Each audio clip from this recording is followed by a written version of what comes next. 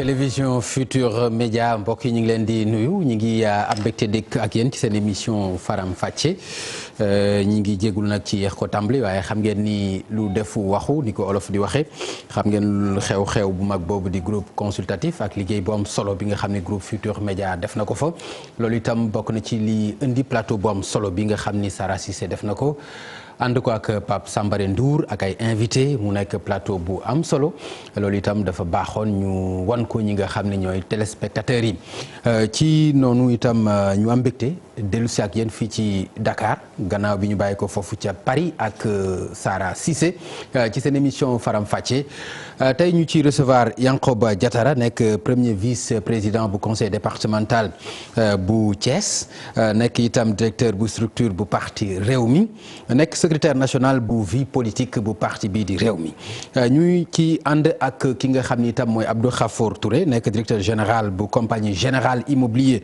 bu Sahel moom itam nekk ci mouvance présidentielle bi nekk responsable politique ci biir APR ñooñu la ñuy recevoir mbokk yi tey ci seen émission Faram Facce ak télévision Futur Média maa ngi lay nuyu Yankhoba Diattara.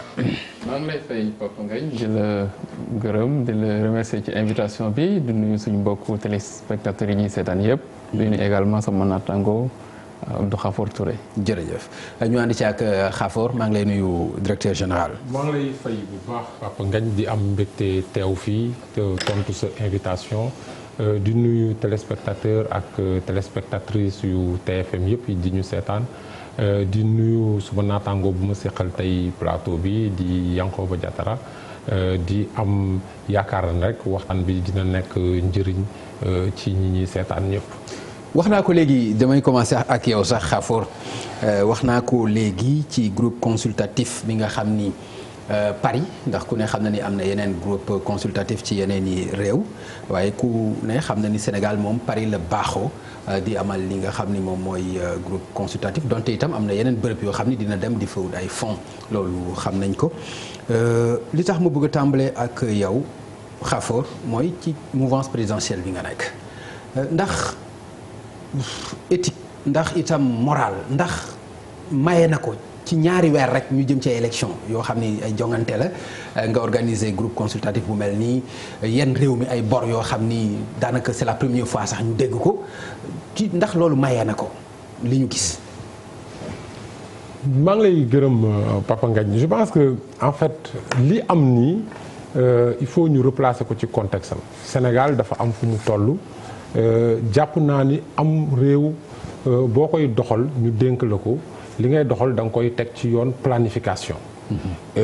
te lii dafa c'est dans ci biir ni état Sénégal di doxee ni réew mi di doxee du question système wala régime liéwul dara ak li nga xam ne nii fa lañ jëm ci élection yi ndax li am solo mooy président dafa tegoon benn plan Sénégal émergent mu nekk plan boo xam ne nii ci ñaar fukki at la. donc loo xam ne nii du moom li mu fi nekk rek ci réew mi. alors plan boobu nag dafa am ay séquences. séquence bu njëkk bi moo nekkoon 2014 ba 2018. boobu ñu teg ko ak programme ak projet yi nga xam ne nii yëpp ñoo nekkoon ci biir dem uti financement bi. donc ñu jëm ci beneen plan boo xam ne nii mooy deuxième phase plan Sénégal émergent nga xam ne nii mooy tàmbalee 2019 jëm 2023 jeex 2024 muy plan d'action prioritaire li nga xam ne nii lépp la ñu war a tënk doxal ko ci réew mi ci at yi di ñëw. donc loolu tamit nga xam ne nii Sénégal dafa def jéego yu bari parce que bu ñu wax ni mbir mi bor la parce que Sénégal def na ay efforts yoo xam ne nii li ñu leerul. mooy ci juróom lépp bor la li ñuy wax effort yi ñu def. il faut que ñu wax ni Sénégal je pense que ci communication bi foog ñu gën a leeral loolu ndax Sénégal li ñu war a daanaka dépenser ci ñeenti at yooyu ëpp na presque 10 000 milliards. 10 000 milliards yooyu daanaka li ci ëpp 3/4 yi ci budget Sénégal. ci programme d'action prioritaire bi ci budget Sénégal lañ koy jëlee maintenant dafa amoon gap bu manqué boo xam ne nii boobu lu mat 30% la ñu war a dem mottali ko ci partenaires traditionnels voilà loolu donc amul dara lu au contraire amul dara di problème ak affaire éthique ak affaire morale. dafa di vision la et président vision la planification la perspective la ak cap bu leer boo xam ne nii fi réew mi jëm teg projet yu leer. programme yu leer. ut ba pare nag yemuñu ci projet ak programme mais.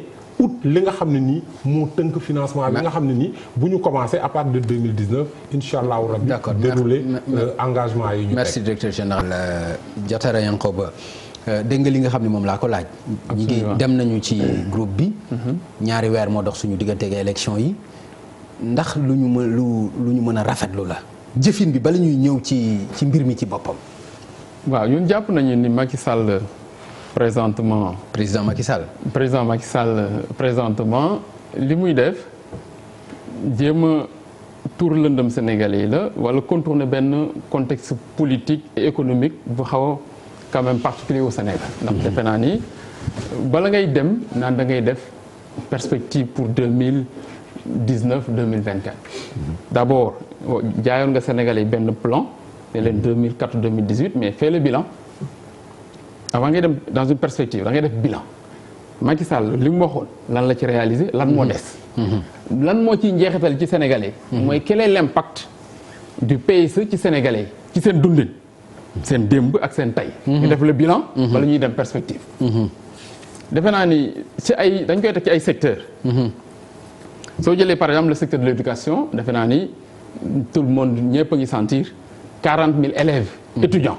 ñu bàyyi leen ci touche bi ba léegi jànguñu ça fait plus de 2 mois est-ce que un pays émergent mën nga négliger sa éducation sa jeunesse bi nga xam ni moom mooy yaakaaru réew mi ëllëg. nga ni maintenant da ngay dem ci une perspective 2019 2024 xam nga am na yoo xam ne xel nangu ko. nga jël la santé ànd gësëm présentement ñu ngi ci seen 17e plan d'action. souvent d'ailleurs je discute avec des directeurs d'hôpital mais ils pensent que le gouvernement n'est pas conscient donc.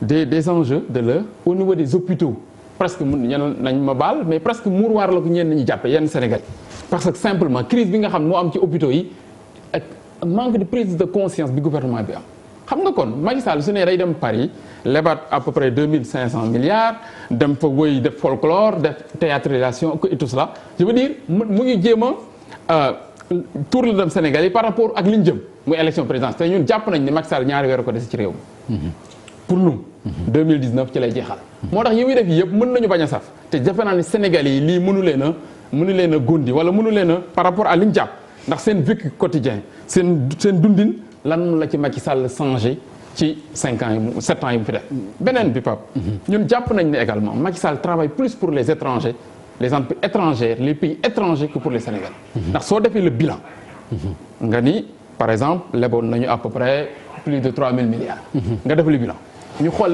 yan sénégalais yi ñoo ci gis seen bopp yan entreprise sénégalaise ñoo ko bénéficié wu ñan ñoo ko exécuté tey defe naa ni li mu def même c'est extrêmement grave dem ba Paris rencontre ce secteur privé ak secteur privé français di leen xas naan mënuñu sax exécuté xam nga kon ñii pour ñun dinañ ci ñëw ñii plus étranger yi la ñuy liggéey tubaab yi. d'accord que waa Sénégal. ok ba tax na ñun li ñuy def noonu moom d'accord monsieur Diatara c'est vrai que dugg nga bu baax sax ci débat bi parce que dama bëggoon rek ñu ñëw ci forme bi nga xam ni moom la defee groupe consultatif bi ci 2 mois ci élection mu dem loolu laa bëggoon xam mais c'est vrai que junj nga ko wax na ko moom daf ñu dugal rapidement ci waxtaan bi Abdou Khafor impact wax na bilan junj na ko. est-ce que du woon dafa war a defoon benn bilan phase bu njëkk bu PSE bala ñuy tàbbi ci beneen bi di laaji xaalis.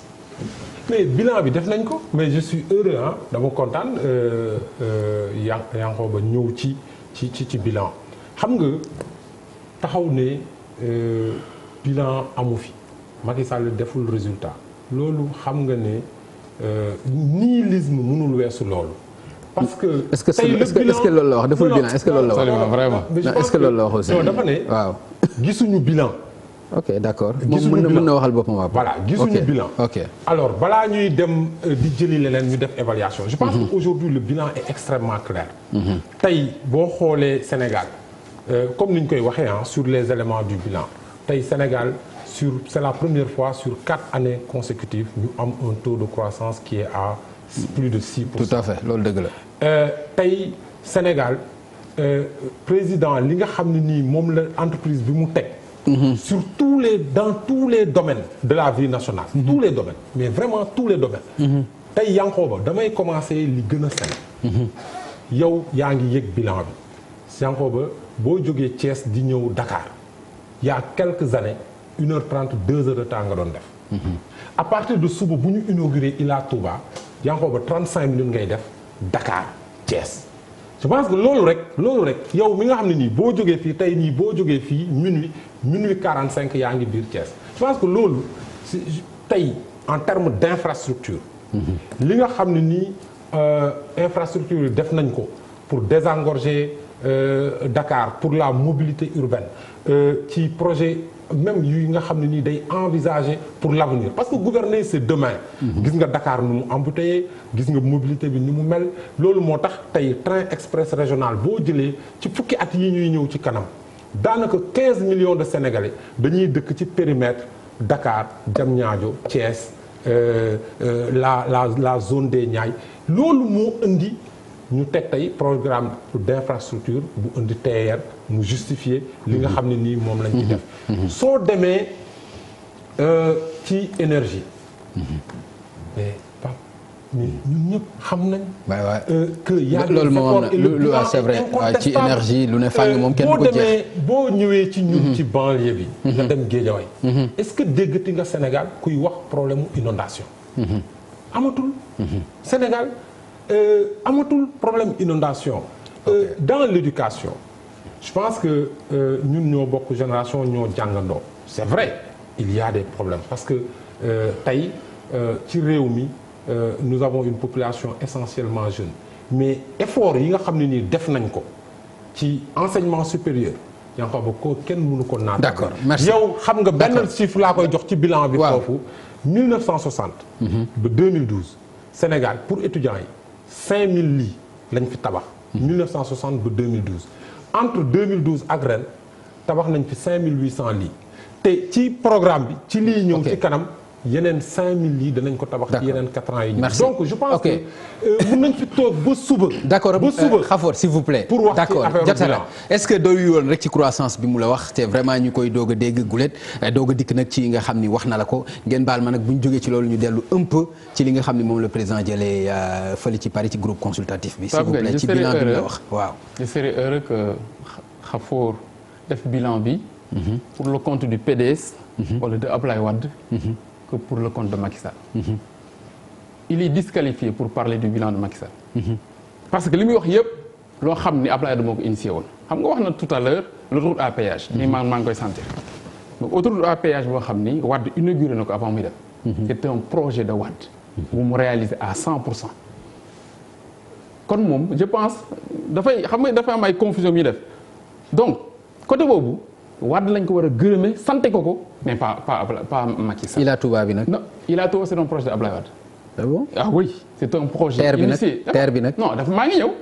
soo jëlee loolu. Ila Touba. ñun ñëpp ñu saluer ko naturellement ñun ñëpp rafetlu ko mais c'est un projet de Ablaye Wade que Macky Sall sur le plan des infrastructures moom mënoon nañ waxal Ablaye Wade lépp sauf sur le plan de Macky Sall feneen la mën a concurrencer Wade pas sur le plan des infrastructures surtout ñoom ñi nekkoon ak Ablaye Wade. war nañ xam ne li fi Ablaye Wade def Macky Sall du def xaaj bi.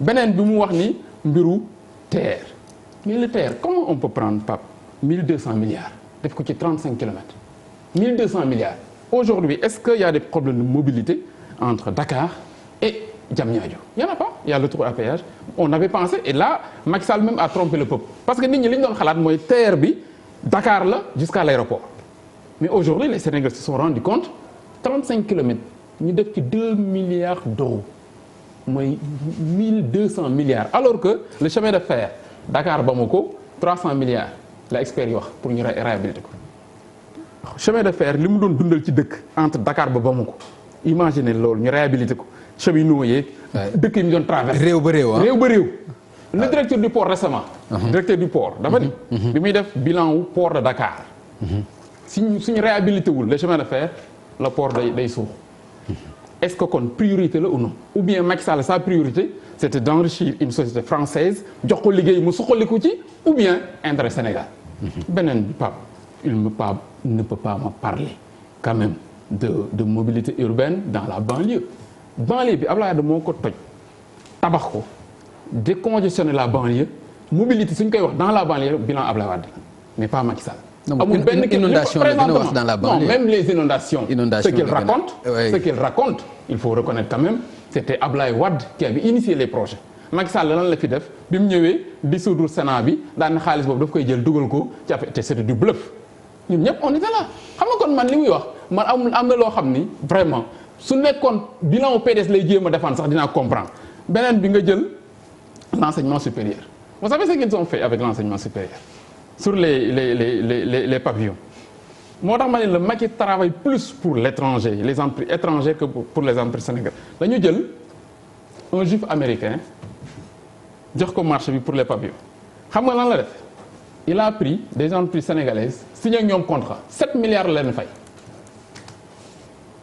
su ñëwee wàcc avion ñu fay ko mu fay san entreprise sénégalaise yi jël bénéfice am dem 16 milliards la taxé le gouvernement du Sénégal et le bilan soo wax 7 milliards la ci dépensé au Sénégal ils peuvent vérifier c'est un juif américain président l'a rencontré aux États-Unis mu ne ko programme 10 000 lits mu ñëw defal ko man te tout documents yi am nañ ko tout le temps ñu ngi koy publier ci WhatsApp kon moo tax ñu ni ñun par rapport ak Macky Sall li muy dem wuti xaalis su fekkente ni sénégalais yi ñoo ci doon gis seen bopp wala ay entreprises sénégalaises ñoo koy gagné. D'accord. bénéfice yi di fi des. seen taux de croissance bi ñuy wax dina fi am sens mais taux de croissance bi Pape on le consomme aux États-Unis wala en France. tubaab yee koy lekki foofu. D'accord. ndax dividende yi société koy gagné. foofu lañ koy distribuer. mais pas ici à Dakar. Abdou Khafor. xam naa du ñàkk nga tontu sax ci cokaas bi mu la cokaas ci sa xaw na junj tuuti sa transhumance. xëy na après nga wax ci non je vous en prie non je vous en prie bàyyi ma avancer s'il vous plaît. Khafor mais nag boo ko déggaatee bu baax ci ni mu waxee ci par rapport ak le bilan xaw na doy waar parce que TER daf ci wax lu doy waar 35 kilomètres. autant de milliards 1000 et quelques milliards comment dire les lits maanaam fii ci université bi lal yi ak juif bi ak c'est-à-dire yooyu boo koy déggaat dafay xaw a jox dëgg ñi wax ni kat voilà croissance bi bitim réew ñoo ko gën a dundee que Sénégal lan nga ci mën a indi. mais écoute xam nga man bëgguma nekk fii dans des généralités à un autre niveau de responsabilité di dugg ci yenn imprécisions yi je pense que nulle part au Sénégal mënuñu répéter. ay loo xam ne nii wax bu teguwul feneen personne et Yankhoba ne peut sortir aucun papier ou aucun contrat où on dit que le TER a coûté 1200 milliards tout le monde a dit le TER le contrat c'est 556 milliards. mais il y a avenant yi ci dégg aussi avenant yi ci dégg déglul ma il y a un avenant waaw. de 15% qui amène le coût total à 668 milliards. mais ku la wax leneen fan la jëlee xaalis boobu parce que contrat même la ñu leb mais montant boobu la donc je pense que sur ce point là il faut être extrêmement précis le TER n'a jamais coûté 1200 milliards loolu wax boo xam ne nii tegul fenn la te du dëgg. ok beneen bi je pense que je vais régler une chose Yankhoba une bonne fois pour toutes man je suis un produit comme yow. du Parti démocratique sénégalais. Absolument. On se connaît très bien, on a fait nos classes au Parti démocratique sénégalais. Abdoulaye Wade, personne et jamais on ne reniera Abdoulaye Wade, on a défendu. Moi, j'ai fait partie de ceux qui ont défendu Abdoulaye Wade jusqu'au bout. Ba mu jeexal. Et je défends son bilan aussi bien l'actif que le passif. Et je continuerai jusqu'à la fin de mon existence à défendre le bilan et à assumer mon parcours et mon passage au PDS. Et je ne suis pas ñi nga xam ne nii ñuy attaquer bilan Abdoulaye Wade jamais parce que je l'ai défendu jusqu'au bout. Donc moi je ne suis pas là à opposer Abdoulaye Wade et Macky Sall. J'ai dit Abdoulaye Wade je l'ai accompagné ba mu jeexal. ah non loolu leer na. ba mu jeexal carrière am ñun ñëpp la la jëlee ci kër gi yow ak Idrissa Seck. amaana peut-être ñun moo ñu jëlee ci kër gi maintenant kër gi ku mu neex nag comme ni nga ànd ak sa mag Idriss Seck ma xool sama mag Macky Sall mu gënal ma ànd ak moom mu li muy def ci réew mi mu gën et mu wane ni ci kër gi ñu juddoo man ak yow moo gën tey ci mag ñi moo ci gën a teg te yoon bi Ablaye Wade tegoon ci réew mi mu ngi continuer ci yoon boobu mënuloo Ablaye Wade li mu def ci réew mi. c'est bon c'est bon Khafor s'il vous plaît baal ma ñu avancer. mais voilà ñu eggale s'il vous plaît c'est important. et tout le monde dans la famille doit reconnaître. monsieur Khafor c'est vrai que tenir na la à cœur mais c'est bon je pense que bëgguma débat bi aussi nekk si loolu je vous en prie yow tam allez-y. maintenant li ci des. ok. Sénégal. c'est quelque chose de très sérieux ok et Sénégal fi mu toll ci tournant la toll. du ay waxu caaxaan waxu politicienne xam nga y a c'est des incantations Macky Sall européens yi lay liggéeyal français yi lay liggéeyal mais loolu à l'épreuve des faits. mais ak li mu wax nii aussi li mu wax nii dafa leer Touba ban entreprise moo ko defar. mais chinois yi. c'est le plus grand financement bu am ci réew mi sur le plan des infrastructures routières plus de 330 milliards. est-ce que ay tubaab ñoo ko defar est-ce que ay tubaab ñoo ko defar. non mais bitim réew aéroport concession aéroportuaire AIBD ñoom ñoo ko yor. xanaa Turquie. est-ce que c'est des français. mais ba léegi waxuloo ma préférence nationale. ba léegi préférence nationale. ba léegi man yow chinois yi nga may wax. c'est-à-dire yow li ngay wax ni daf koy jox dëgg. xam nga gis nga non gis nga le développement. il faut pas ñu nekk fii di créer tey notre ambition. waaw dans le PAP 2 fi ñu jëm. parce que réew cheminement la processus la amuñu secteur privé bu am capacité tey pour développer certains projets d'infrastructure amuñu ko c'est ça la vérité et c'est ça c'est les faits wax ma tey et puis notre ambition. xam nga te mënoo ko def ak benn montage financier bu la ci génne bu ñu buggee Sénégal développé wu bu ñu buggee ñu dem vers l'émergence il faut que comme ni ko président décliné dans la phase 2 du PSE ñu dem ñu développer un secteur privé fort. d'accord secteur bu nekk ci chaîne de valeur. ñu am champion boo xam ne nii. comme ni ko Sédiment mais est-ce que dina yomb est-ce que dina yomb mais mun na yomb. mais mi ngi yomb ci aussi ñu jàppale leen ci aussi mi ngi yomb ci ñu jàppale leen ci. c'est une question d'ambition. waaw c'est une question d'ambition d'abord des Sénégalais des acteurs économiques des entrepreneurs ñu am ambition bi am motivation bi nekk de vrais entrepreneurs et qui une volonté politique. gisoo ko fi comme ni am na fi ni ko Babacar Ngom defee ci chaîne de valeur aviculture. Ahmed Amar def ko ci NMA ñu nekk ay champion nekk ay exportateurs il faut ñu dem. am ko ci pêche. am ko ci tourisme. am ko feneen ak feneen. loolu mooy développer Sénégal. mais gis nga li ci des. discours politicien très bien parce que réew mi. voilà kenn mënu fi nekk. voilà ne deful ay jéego. merci loolu moom loolu wax ko. voilà loolu wax ko waxu lu ñu war a xoolaat la réew mi Macky deful benn jéego le président Sall loolu wax ko leneen la parce que la preuve mooy bi mu demee pour moins de 3000 milliards jox nañ ko presque 8 milliards 800 plutôt 8000 milliards 2000 milliards oui c'est-à-dire est-ce que loolu prouvé wu ko que am na une bonne signature am na stabilité am na environnement des affaires bu ko permettre ñu mën a jël autant d'argent ci bitim réew ndax li mu wax ni dëggalul ne réew mi ngi ci yoon bu baax. waaw xam nga man waxuma ni Macky Sall deful bilan président Macky Sall. dama ni bilan bi liñ doon xaar ci moom réalisé wu ko par exemple le taux. par rapport au pourcentage li ñu doon xaar ak satisfaction sénégalais yi defu ko. beneen bi croissance ñoom bi ñuy chanter partout ça profite plus aux étrangers qu'aux Sénégalais. Et je pense li mu wax sànq ci secteur privé bi wane na ni l'essentiel des chantiers des entreprises yi gagné marché yi. c'est des entreprises étrangères. confirmé na ko. wax na China. kii autorité à péage bi Exim Bank China moo financé. jox ko ay chinois mais dividende yi fan la jëm ci Sénégalais yi am ci chinois yi te ñun ñoo koy rembourser nañ ñu lebal seen xaalis ñu jël entreprise sénégalaise bu ko réaliser mu de reste kii bi bénéficier des. xam nga man ñoom li ñu tax li ñu d'accord ak ñoom dañu protéger wu l'économie sénégalaise dañu jëlul initiative boo xam ne day consolider le secteur privé sénégalais mais également accompagner le développement du secteur privé mais. Pape Ngagne ñun mais nag est-ce que performance yooyu aussi mi ngi fi est-ce que mi ngi fi ci homme d'affaires yi aussi est-ce que loolu aussi mi ngi fi amul benn secteur aujourd'hui sur des secteurs d'expertise pointue yoo xam nañ ni lii moom vraiment presque mën naa ne amul Sénégal wala raar na fi amul bu ñu fi réaliser boo xam ne amul Sénégal bu ko mën def l'autoroute à péage Ila Touba am na ay entreprises sénégalaises yu fi nekk yoo xam ne def nañ seen preuve au Sénégal et en Afrique soo leen ko joxoon ñu réaliser ko terre bi non terre bi wax naa la c'est autre chose d'autant plus que terre bi ne woon priorité. priorité Sénégal. mooy réhabiliter chemin de fer. loolu la Sénégalais di xaar. loolu la Mali di xaar. loolu la port de Dakar di xaar. loolu les entreprises minières di xaar. kon ñoom seen i priorité ailleurs la. te wax na fi li mu fi wax yépp. kon populisme la quoi pour yow. plus que ça mais c'est comme ni ma wax c'est que dafa am loo xam ne en Afrique. les entreprises dañuy xam ni adduna bi ni mu mel ni ñuy wax mondialisation. ñi ëpp alal ci adduna bi. dañuy def tout pour di noot ñi fi ñu koy mën a jële c'est que ñoom fu ñu ko mën a am mënuñ ko mën a amee baax na. kon loolu moo indi groupe consultatif bi. mais fexe nu ñu lay joxe xaalis bi moo tax tout à l'heure xam nga sooy wax. waaw ne woy la signature du Sénégal le Sénégal a toujours eu une signature quand même excellente macha allah. Depuis 2003 président Idrissa Seck mi initié woon le groupe consultatif il a été le pionnier dem yóbbu Macky Sall ñoom ñaara àndoon moo doon porte-parole am à l'époque ñu ànd et même Macky Sall li mu réalisé ci magistère am moom en tant que premier ministre mais résultat au groupe consultatif Idrissa Seck la woon. donc kon ñun xam nañu ni le Sénégal a toujours eu la confiance des bailleurs mais le problème mooy est-ce que leadership bi fi nekk am na fulla bi am na fayda bi accompagner le secteur privé mais également def ko ci priorité sénégalais c'est à ce niveau-là où je parle.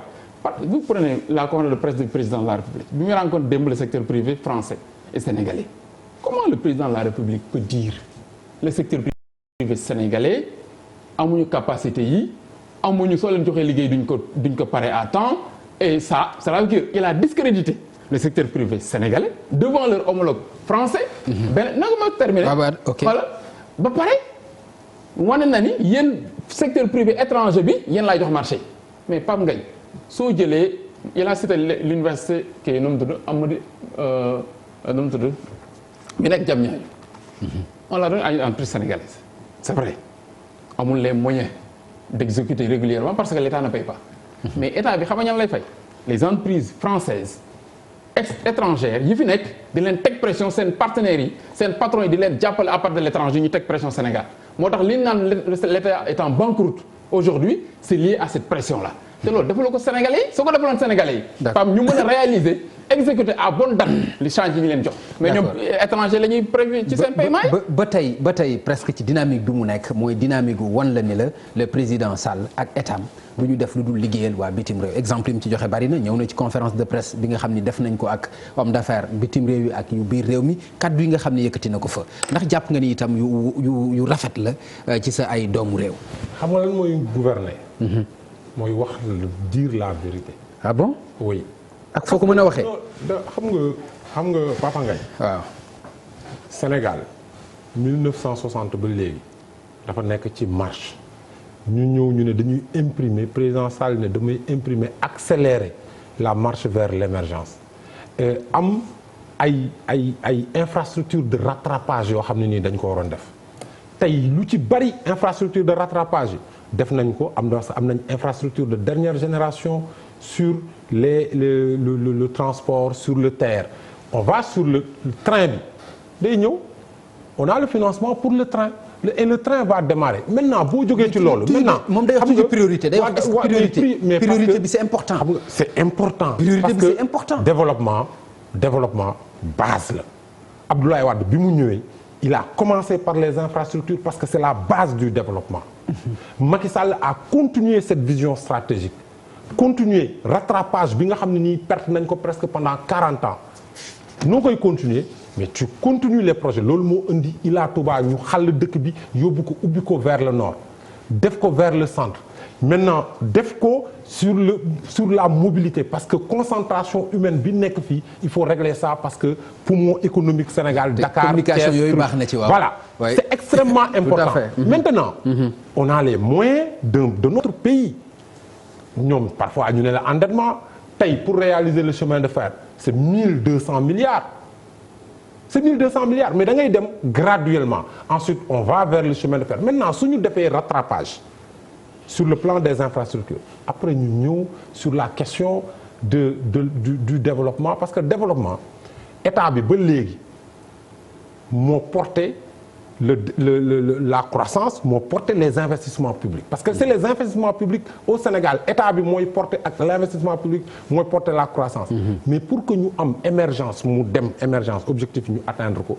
il faut que le secteur privé soit fort il faut que secteur privé bi am capacité lever ay capitaux am capacité développer consultatif mi ngi fi est-ce que secteur privé bi dina mën a fort mais si mais secteur tant que non c'est vrai grand attends groupe consultatif tant que mi ngi fi non si bokkul tant que mi ngi fi non ça n'a rien à voir alors expliquez-moi lan mooy différence loolu moo tax parce que projet yi nga waroon jox ci secteur privé moom ngay dem proposer groupe consultatif non bokkul c'est pas la même chose explique-moi leeral ma xam ñaari fan yi waaw pour que mu leer ci askan wi ñaari fan yi dañu am programme Sénégal pour financer ko pour juróomi at yi ñu jëm programme bi daanaka 12 000 milliards pour juróomi at yi ñu jëm 12 000 milliards yooyu li ëpp 8 000 milliards ci li war a financer développement Sénégal ci juróomi at yi ci suñu budget national lañ ko jëlee lebuñu ko fenn. d'accord ci biir réew mi lay jógee. ngeen dem ci moins de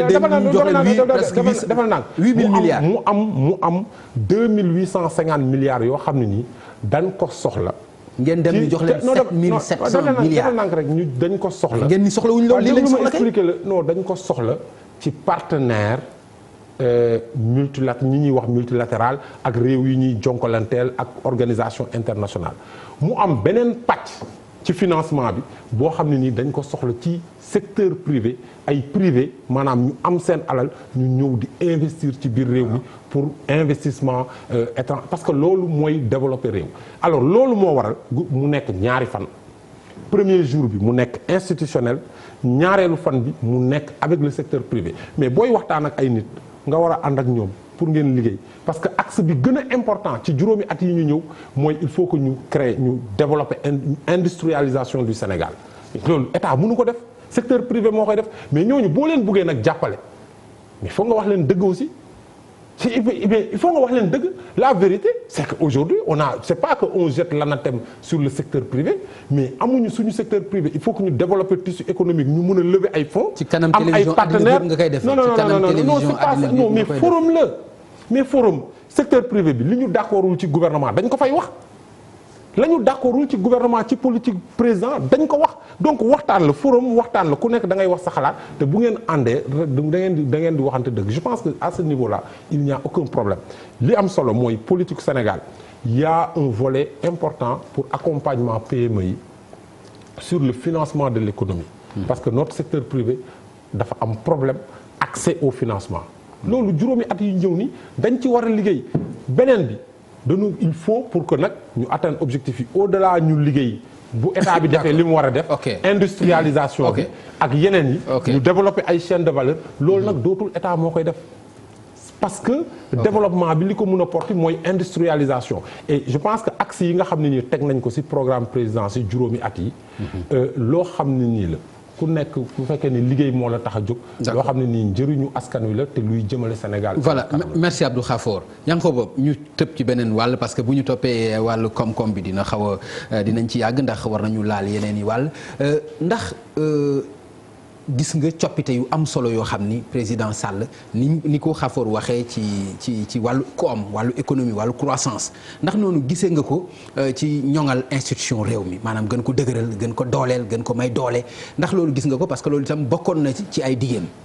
xam nga dafa am lu mu wax sànq il faut que ma corriger ko les fondamentaux du développement d'un pays d'abord da ngay am y a les infrastructures sociales de base il faut nga régler mënoo ni da ngay développer sa réew te sa njàng sooxe sa santé sooxe soo ma rappelé autoroute à péage njàng mu bu baax wéruma dama ko mën a jël donc dafa am yoo xam ni c'est des fondamentaux donc c'est bon l'agriculture moo ñuy dundal soo lekkul naanoo sa agriculture doxut te yooyu mooy doxal Sénégal Sénégalais yi 70% de la population ay baykat lañu mais nag ay la yéwén ñi ngi jege autosuffisance aussi ñi ngi avancé am na ci ay jéego yu am solo Pam Ngagne waxatuñu autosuffisance parce que xam nañu liñ ci doon diggee amut maanaam déggoo ñu wax ko waaw mais moo tax ma ni jege non c'est pour vous dire que par rapport à leur slogan ak promesse yi ñu doon def doxul te yaa ngi ni ñu ngi campagne arachidière Pam Ngagne yaa ngi dégg donc Sénégal yooyu lañ gën a soxla que nga jël ay 1200 milliards jox ko ay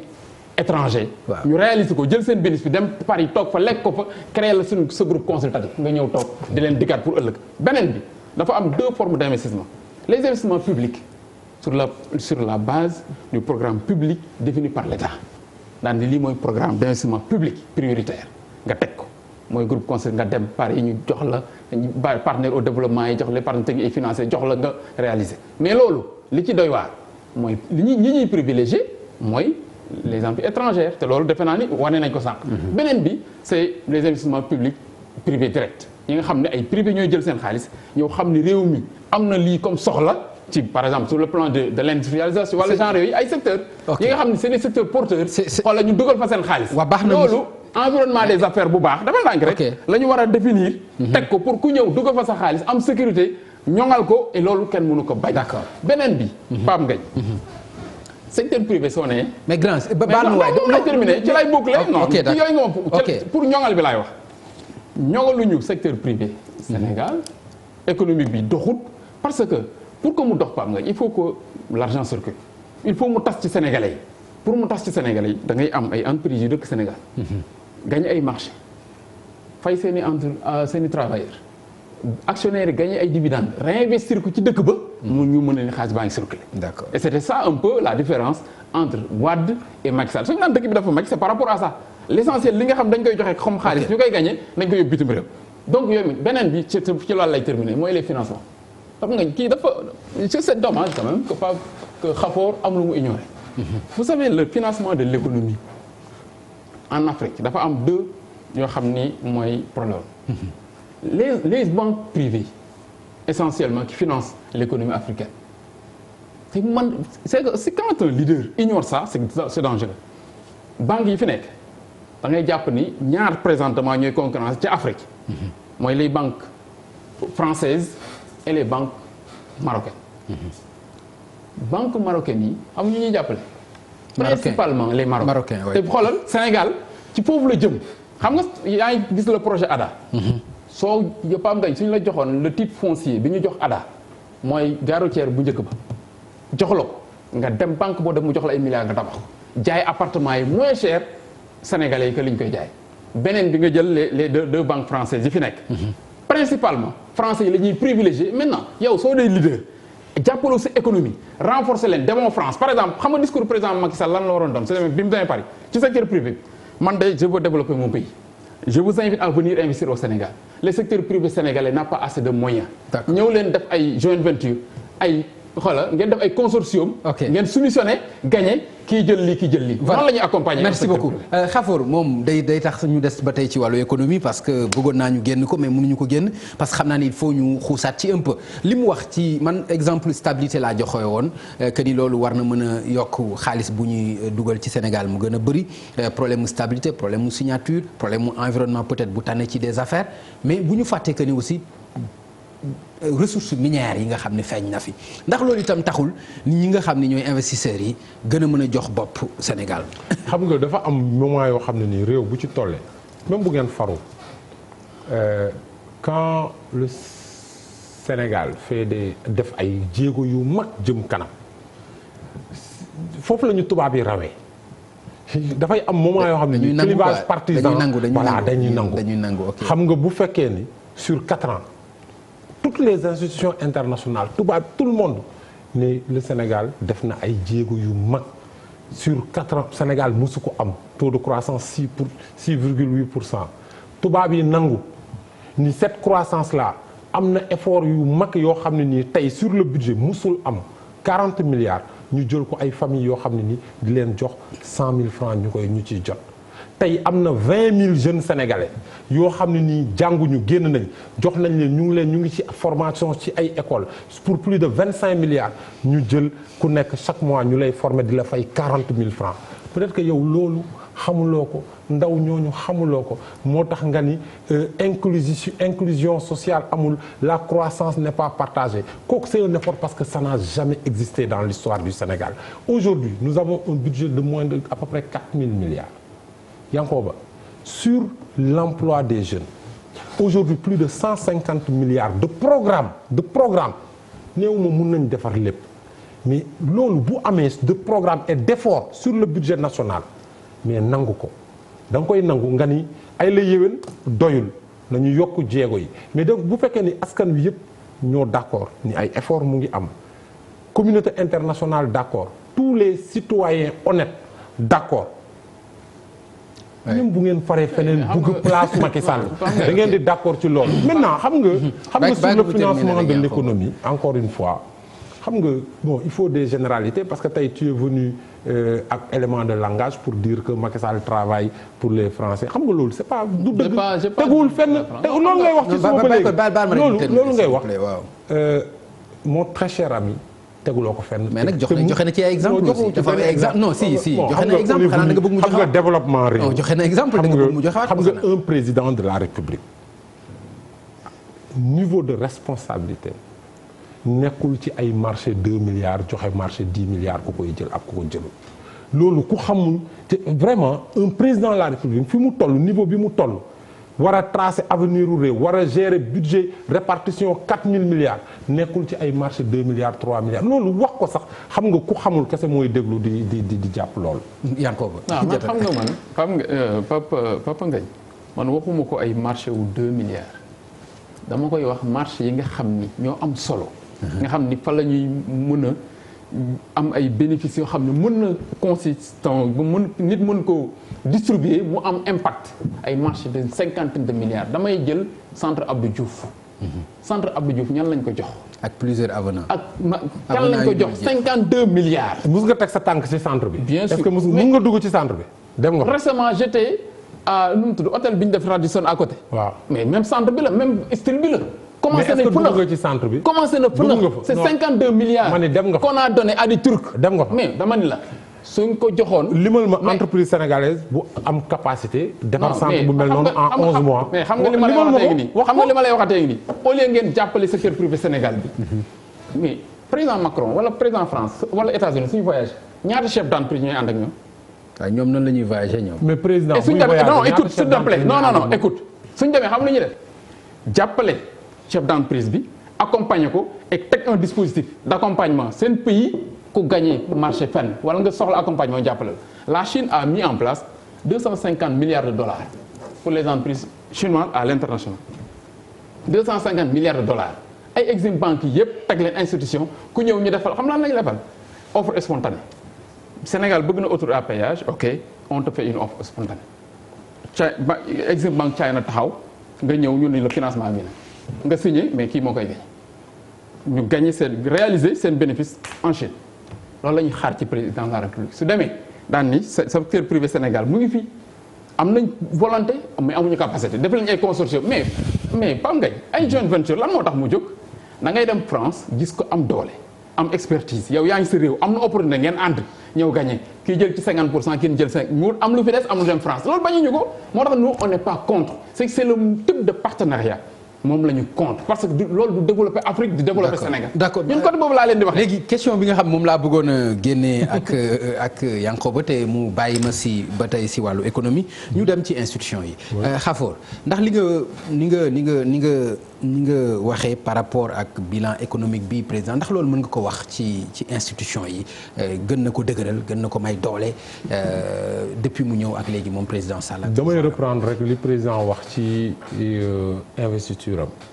Sénégal ñeenti président la amagum gis nga ci démocratie ak institution Sénégal démocratie majeure la gis nga boo demee ci science politique tous les grands professeurs d'accord nañ ni Sénégal infrastructure démocratique am nañ ko pare nañ c'est-à-dire que démocratie majeure la lépp li nga xam ne nii mooy mandargaal démocratie bu majeure am nañ ko am nañ état mais ndax ñu koy consolider ndax ñu koy dëgëral non dama lay wax parce que loolu aussi moom solo am nañ am ko ba pare di ko nasaxal aussi dafa am nga am nañ démocratie waaw am nañ république ñaari bokkul am nañ état bu dëgër am nañ système partisan bu taxaw am nañ acteurs politiques yoo xam ne nii formé nañ leen am nañ infrastructure lépp am nañ code électoral am nañ tradition électorale Sénégal ci 2019 yi ñu jëm Sénégal mu ngi ci 10e élection présidentielle amuñu exemple ci Afrique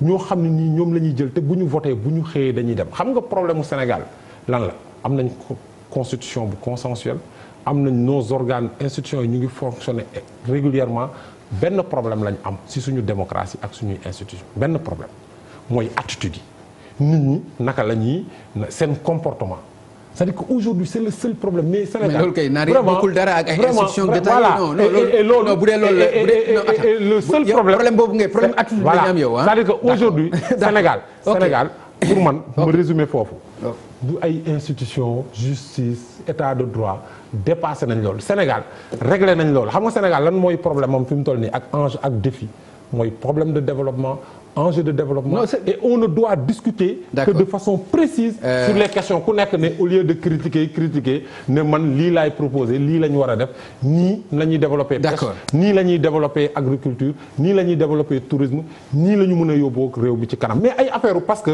opposition bi amuñu programme c'est bon d'accord idée ci loolu. moo tax ils veulent nous divertir dans un wax na ma ni am nañ une république loolu xëy na mënuñu ko werante ci ay kayit am nañu démocratie mën nañ ko dëggal peut-être ci yenn doxalinu élection yi ñuy gis ak ci ay kayit mais loolu ay institutions yu fortes ñoo koy def ndax noonu nga ko gisee moom jàpp na ni problème attitude rek la ñu am mais li ci des yëpp c'est lu féete boor la. waaw Pape Ngagne nous avons la chance d'avoir quand même de par nos devanciers. hérité d'un pays relativement stable. Sénégal moom loolu yàlla suturaal na ko ak une démocratie majeure mais aussi acquise donc ci lutte boo xam ni ñi nga xam ni ñoo ko commencé depuis mën naa ni avant même les indépendances jusqu'à présent. mën naa ni c'est un combat perpétuel. moom li muy wax xam nga c'est dormir sur ses lauriers te nit soo daagoo. soo naagoo daagu ñu raw. te Sénégal foofu la toll c'est que ñoom li ñuy wax. Moi vraiment venant de Khafor ça me surprend parce que lui c'est un petit-fils de Wade c'est-à-dire que Wade li mu lay jàngal ci démocratie c'est comme la vie c'est un combat perpétuel te Sénégal foofu lañ toll mais su fekkente ni seetlu nañ bu baax Pam Ngagne suñu justice ni muy doxee ci Sénégal su fekkente ni moom mën na ni Sénégal amul problème mu institution je me dis que quand même Khafor je ne le reconnais plus donc man côté boobu par exemple ci justice bi ñëpp gis nañu vraiment manipulation de justice bi nga xam ne am na fi def nañ fi ay décisions de justice ay cour suprême joxe ko mais Macky Sall bu refusé ko appliquer. loolu moom dëgg la. mais comment il peut se raconter dire que sur l'affaire des volontaires. de concours kii et tout ça ñëpp gis nañ ko fi. donc il faut arrêter quand même. donc côté boobu. donc la démocratie pour combat la ñëpp ko war a mën. beneen bi la démocratie aussi l'état de droit suppose. que ñuy respecter les décisions de justice mais également ñu bañ a manipuler la justice te ñëpp gis nañ manipulation de justice bi tey tout à l'heure il parlait de l'emploi des jeunes Mame Mbaye Niang a détourné plus de 27 milliards ñu accusé ko fii mu wàcc démissionné premier ministre Macky Sall imposé ko Sénégalais donc il y a des choses yoo xam ni inspection des finances bu ministère des finances épinglé ko et il se permet de dire que y a une équité attends écoute non vraiment Khafor et même parlant de comportement qui n'a rien à voir parce que c'est li am solo mooy ñu am des institutions fortes et les personnes qui les incarnent aussi doivent quand même la mériter mais malheureusement Macky Sall bu muy wax président Macky Sall su dee en termes de comportement mais c'est le plus mauvais exemple mais Macky Sall moo fi nekk c'est l'une des personnes nga xam ne yow yaay président de la République et tu te permets de renier ta parole di wax loo xam ne day deñ doo respecter sa kaddu mais kooku nan la ñuy teg muy institution bi ñu war a njëkk a respecter ci Sénégal comme lan l'affaire de son mandat la gis nañ ko fii mais aussi on a vu d'autres protocole mais son mandat n'a rien à voir aussi au contraire mais attends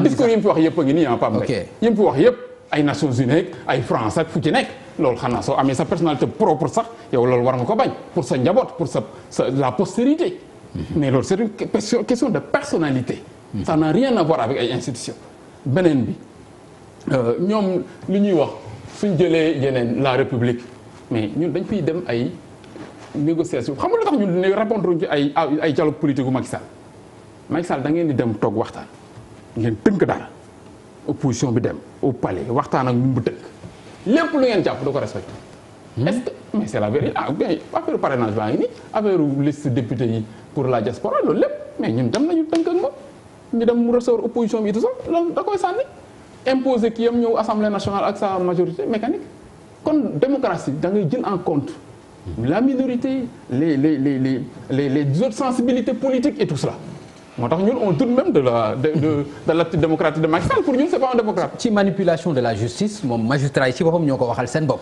ñoom ñu ci am ñu lu leen naqari ba am ci ñoo xam sax daanaka démissionné nañu ci Khafor loolu gis nga ko te loolu bariwul lu ñu koy gis aussi.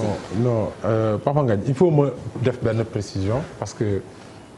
sama waa ji day glisser yoo xam ne ni mon cher ami à ton niveau de responsabilité tu n'as pas le droit tenir yenn discours politicien tu es juriste nga mënoo même bu dee politique mënoo toog nga def accusation gratuite ne 29 milliards détourné nañ ko c'est archi faux. oui mais attends mais tu ne peux pas mënuloo mais à ton niveau de responsabilité def nga ko 2 fois ministère des finances a sorti son rapport non xam nga épinglé Mame Mbaye Niang mu démissionné. premier ministre dem seen mais aussi rapport boobu ñëpp ne nañ c'est pas officiel. mais attendez ñu seen biir la ok seen biir la. allez-y seen biir la. ba bàyyi ko mu eggale Khafor très cher ami juriste de ton niveau tu ne peux pas par respect faire des accusations aussi gratuites te nga xam ni yow xam nga man xam naa ni loolu c'est pas possible. kenn mënul jël 29 000. écoute ça n'existe pas. maintenant du ma xuus ci débat boobu parce que c'est pas vrai du dëgg bugguma dugg ci détails mais amul wax nga ko benn yoon mais amul. wax nga 1200 milliards terre répété nga ko 3 fois. mais sur ce plan là aussi c'est attends écoute mais arrête de dire que les gens parce que mais les gens sont assez responsables. waaw d'accord mais xam nga le budget du terre de 1200 milliards figure même sur vos documents au niveau du ministère des Finances. Il faut arrêter. Mais quand même au niveau de l'Assemblée nationale on en a discuté. Mais il faut arrêter de dire que amul quand même. C'est trop facile. C'est trop facile. Mais Yankoba à ton niveau le terre marché la appel d'offre la. appel d'offre mu ngi ci portail yu direction centrale marché public ñi ñi seetaan ku ci tapé ci directeur ci portail yu direction de centrale de marché public da nga gis marché bi da nga gis montant bi da nga gis avenant yi dafa leer donc nañu bàyyi ci politique di sosal ñiy gérer parce que demain tu vas gérer hier tu as géré tey yaa ngi gérer suñ la taqalee loo xam ne nii amul ci politique ci mairie Thiès wala ci conseil départemental du la neex donc buñ ko def ci keneen parce que loolu yow niveau bi nga toll ak ñun fi ñu jaar ak école yi ñu jaar nañ ko bàyyee ñeneen wala nañ ko bàyyee ndaw ñi mais ñun à notre niveau waruñu def responsabilité yooyu maintenant je répète non ci institution sur les institutions voilà dama ne encore une fois problème attitude la ñu am bu dee tey yow da nga nekk pouvoir nga ni tout marche dans la justice dama nga nekk feneen. non loolu kay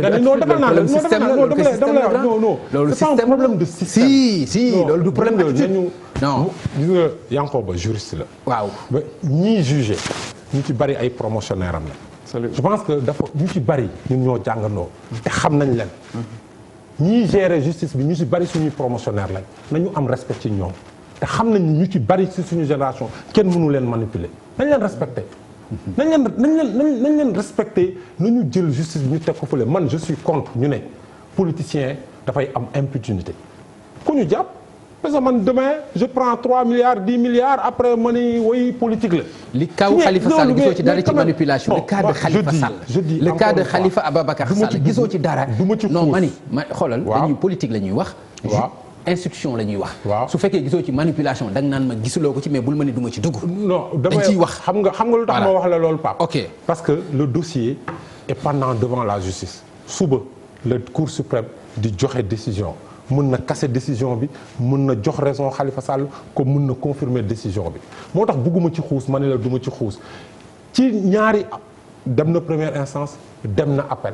Khalifa Sall musuma ko dégg mu nier les faits yi nga xam ne nii wala ñi ànd ak moom di ko supporter manipulation rek la ñuy wax mais Khalifa Sall n'a jamais nié que chaque mois 30 millions doon na génn sur la base de fausses factures ñu dugal ko feneen personne ne l'a nié est-ce que loolu am na wala amul Sénégal quelqu'un de bonne foi kuy nié ni chaque mois 30 millions daana génn sur la base de fausses factures est-ce que loolu délit la wala du délit yow juriste nga. Yankoba ndax gis nga ci manipulation ci kawu Khalifa daf lay confirmer wala du la confirmer pour yow. plus que de la manipulation. c'est de l'acharnement. Pourquoi par rapport ak fausse facture 30 millions manipulation la. s'il te plaît Khafo ci mbiru Khalifa Sall d'abord sur la justice d'une manière générale c'est vrai beaucoup de magistrats tey ay yëpp ay avocats nous sommes des promotionnaires respect bu mag la am ci te xam nañ ko mais dama ne manipulation de la justice c'est le système. loolu laa ko wax. parce que le président de la République moo wax ci làmmiñam ak ay comportement moo wax ci làmmiñam. waaw am na ay dossiers yoo xam ne man maa ci teg sama kudd. Xafoor loolu président moo ko wax. moo ko wax non Xafoor. dama naan. Xafoor da nga may ma tontu waaw dama naan rek. non daf may ma tontu. ci mbiru Khalifa Sall non non même. non ci mbiru Khalifa Sall. si. non bàyyi après nga tontu ko.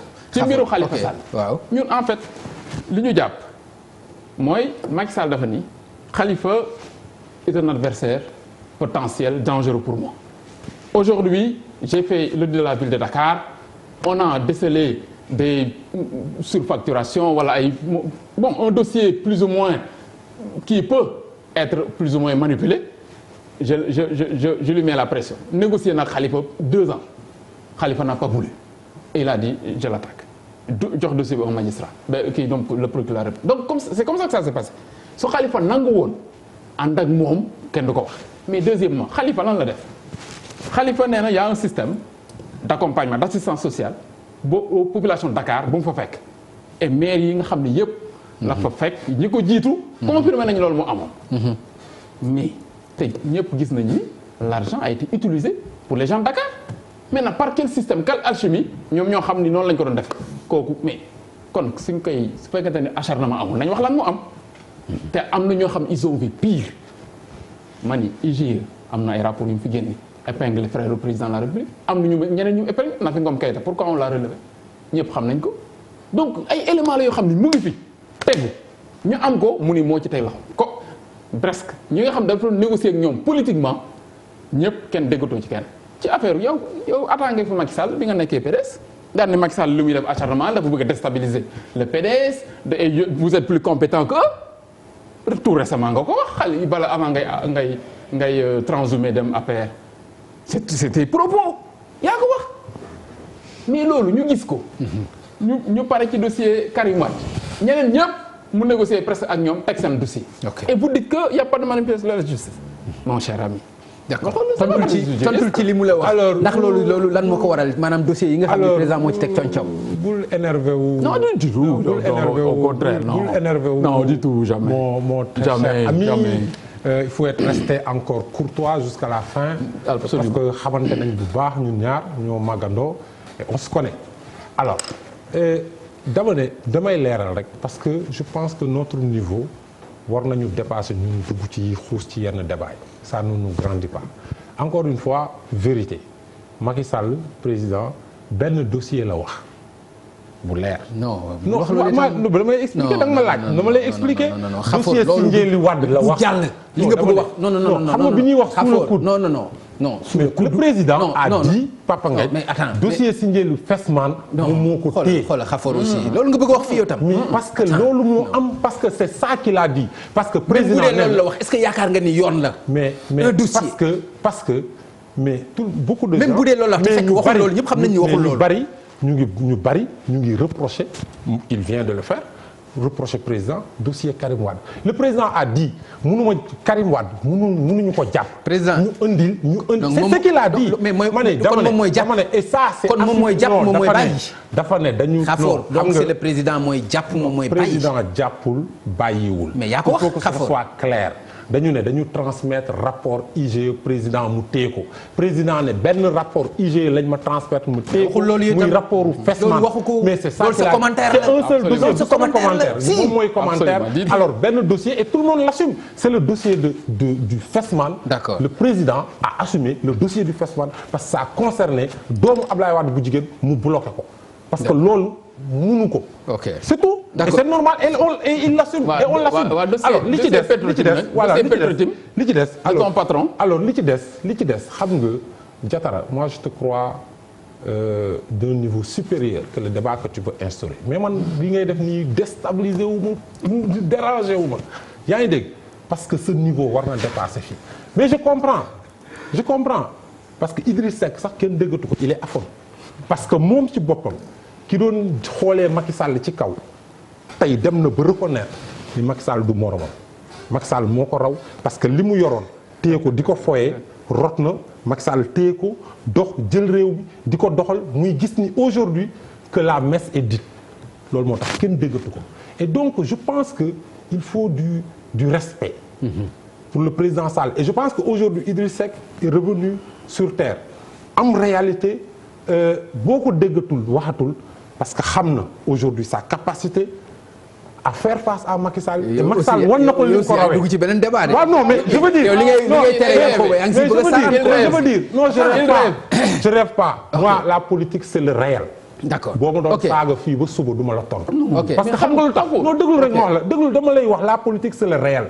le réel c'est quoi c'est que Macky Sall est président de la République Macky Sall a la plus grande coalition politique. ñu tekki politique ci réew mi les partis traditionnels sont autour de lui Macky Sall aujourd'hui les coalitions qui sont en face muy la coalition qui est sortie deuxième la coalition bi ngeen yoroon aux élections législatives juróomi candidat élection présidentielle nekk ci 7% vous pesez dans le pays le département de Thiès vous l'avez perdu donc c'est ça la réalité c'est parce que le Sénégal est une démocratie d'accord que aujourd'hui ku nekk jóg di wax et heureusement qu'il y a eu le parrainage voilà où il y avait 100 candidats et qu'il y a aujourd'hui 15 qui ont déposé parce qu'il faut qu'on rationalise l'espace politique. D'accord, alors pour que le Sénégal jëm kanam et que le débat soit assaini et un débat qui porte sur le développement du pays. Yankoba xaw na cokkaas tuuti Idrissa mu may fàttali sax cokkaas yi ko Macky Sall cokkaas ci livre bi nga xam ne génne na ko c'est vrai kenn déggu ko mu wax ci dafay dëggal li mu wax ni dafa noppi lool wax ni ku li mu wax ni li mu yoroon di ci réylu Macky for na ko est-ce que dafay dëggal li Macky le président Sall wax ni dictateur la ku yëg boppam la moom Idrissa ci livre boobu noonu. D'abord quand il dit on se connaît très bien.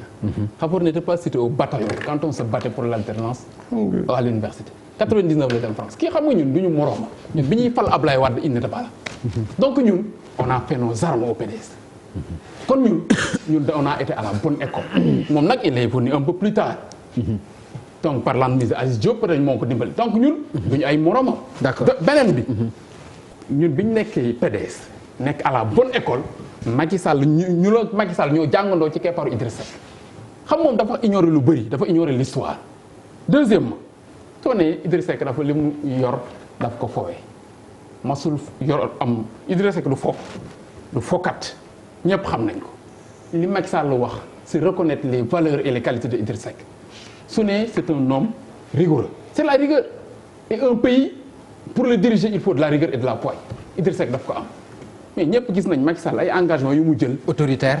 non autoritaire wul parce que quand il décide suy décider da koy teg fu leer teg ko fu wóor une fois la décision prise on l'applique.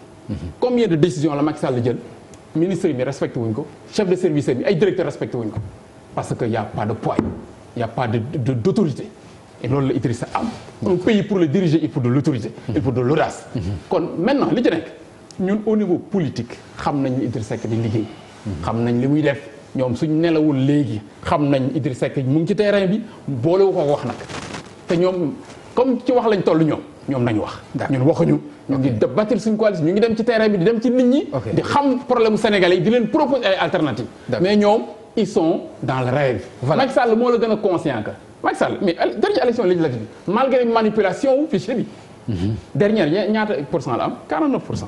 li ko tiital mooy élection la ñoo xam na ni second tour la jëm moo tax muy jéem fu nekk di fa rafistoler pour jëm mais xam na lu jàll beneen bi la may 49 jege na premier tour non 49 jege na premier tour non léegi di tout voilà mais 49 jege na premier tour non di tout Pape bu fi wax premier tour te boobu Balde demagul boobu Balde demagul non di tout ma ni la waaw wuyu ma Pape entre temps ñoom ñaata lañu primo votant yi c'est plus de 2 millions d'électeurs ok ci fichier bi présentement xam nga fu ñuy jaar genre manipulation fichier bi la ñuy jéem a def ak carte électorale vous avez entendu ce qui se passe à Touba ce qui se passe dans les autres grandes villes ak zones yi nga xam ne ñoom dañ ko perte ni ñuy manipuler fichier bi écraser ay carte jàmbur di imprimer yu bees tas nit ñi mais ça ne passera pas. d'accord ça ne passera pas soo gisee loolu moom mooy combat wu opposition bi daanaka moom ñoom ñëpp foofu la ñu taxaw gis nañu manipulation mi ngi ñëw hold up électoral la ñuy wax ndax loolu bokk na ci li nga xam ne yéen a ngi koy xalaat Khafor. xam nga hold up électoral dama goo ci làmb gi naan ma arbitre bi daf may sàcc xam nga loolu mbër moo xam ne nii wóoluwoo sa bopp te xam ni dañ lay daan dama ne encore une fois parce que du ma ñëwaat Diatara doo ma divertir ci benn débat même si tu veux réécrire et falsifier l'histoire loolu beneen débat la li am solo beneen débat parce que mun naa si ñëw xuusaat si beaucoup d'erreurs def nga ko wax nga ko mais c'est pas ça le débat li am solo mooy Sénégal démocratie la réalité politique tey mooy Idriss Seck avec le respect que je lui dois parce que il mérite respect parce que am na parcours am na parcours ak trajectoire ci réew mi am na lu mu fi liggéey incontestablement mais aujourd'hui moom moo ñu waxoon 98 répété que 2002 60 ans dina retraité jël retraite politique am aujourd'hui échec na il est en train d'ailleurs de préparer une relève. loolu moom wax waxet la waaw il est en train de même bu dul wax waxet non ça c'est pas important mais la réalité politique la réalité politique du pays mooy incontestablement coalition taxawu Sénégal bi dem élection législative 7% la am 325 000 voix la am te coalition boobu Idriss Seck mu nga ca biir moo jiite woon tête de liste département Thiès perte na ko Malick Gakou ma nga woon ci biir candidat à l'élection présidentielle moo jiite woon département de Guédiawaye perte na ko Mansour Sy Djamil ma nga woon ci biir 325 000 voix la ñu am Khalifa Sall ma nga woon ci biir donc je pense que bu fekkee ni ñeenti wala juróomi candidat ñoo ànd bokk benn liste. département yi ñu jiite woon ñoom ñëpp ñu ñàkk ko. ah mais loolu am 325 000 voix non dama ne. législative la de dama ne. législative la raw gàddu la. gis nga législative la raw damay bañ nga naagu ci loolu aussi. non laa la wax. dama ne la waxuma la raw gàddu. waaw dama ne loolu législative la raw gàddu la. gañe ci dafa yomb waxuma raw gàddu de waxuma raw gàddu. mais xam nga. dama ne pourcentage laa ko wax. 7% la ñu am. 7% nga dajale la ñoom ñëpp 7% boo ko tasee xaw ma Idriss Seck 7% la amoon 2012 ñaata lay nekk fi mu toll nii 2 ou 3%. mais le Sénégal est une démocratie ku nekk c'est la liberté d'expression am nga droit wax mais li am solo xam nga mooy lan mooy le Sénégal a un président de la République qui s'appelle Macky Sall aujourd'hui ki bëgg mu nekk président et encore que président n'a même pas d'adversaire politique d'opposant président Macky Sall amul opposant il a des ennemis. Oui, il a des ennemis. ñoo xam ne nii non parce que ce n'est plus de l'opposition. non mais bul egg foofu lan moo lay wan ay ennemis lan par exemple. ana kuy proposer projet. non waxuma kuy non xam nga baatu ennemi dafa grave aussi. te ci terrain politique lañ nekk ay opposants lañ. des termes opposant waaw mais il faut aussi nga wax fan nga ko teg loolu. xam nga mooy lan. waaw mooy opposition kii am na programme bi am naa programme bële. Yankhoba bu mu fi toogee ba léegi waxul programme nit lay xam nit. si ñun xam nga du ñu dugg ci loolu xam nga lan moo am solo mooy le Sénégal a élu un président en 2012. Sur le plan politique aujourd'hui il a une plus grande coalition Parti socialiste AFP de larges franges de la famille libérale. Idriss Seck su nekkoon le modèle dans la famille libérale tous les segments qui sont avec Macky Sall seraient avec lui. Ensuite mais il a un bilan mais non je vous en prie Khafor li nga wax ci baatu ennemi bi est-ce que loolu mënuñu ko retourner Macky Sall ci comportement vis-à-vis ak Khalifa Sall comportement vis-à-vis ak Karim Wade est-ce que mënuñu ko retourner moom personnellement en politique li nga wax l'élégance en politique c'est-à-dire que à un certain niveau c'est le respect et le respect bu ngeen di échanger non pas sur des jugements subjectifs mais sur programme c'est bon parce que Idriss Seck doit décliner quelle est sa vision pour le Sénégal. Moi, ça fait plus d'une heure qu'on débat.